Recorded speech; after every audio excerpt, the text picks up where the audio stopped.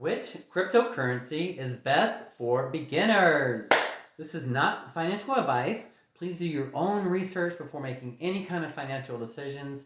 And please check out the description in this video about our online learning university, because the more you know, the more educated you get, you can make better decisions, and we're all going to do better.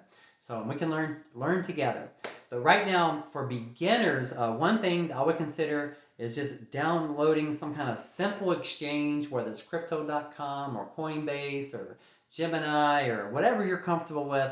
Download a basic exchange, and then just consider dollar cost averaging into whatever your favorite projects are. It can be some, like Ethereum, Bitcoin, just kind of dollar cost average into your favorite projects, right? And that Bitcoin and Ethereum are probably the top two and a great place to start.